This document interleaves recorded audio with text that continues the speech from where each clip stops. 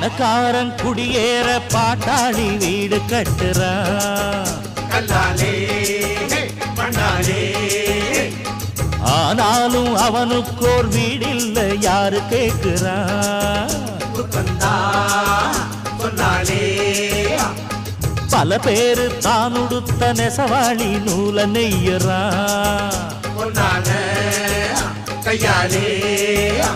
அட ஆனாலும் அவன் உடுத்த வேட்டி இல்ல யாரு கேட்கிறான்.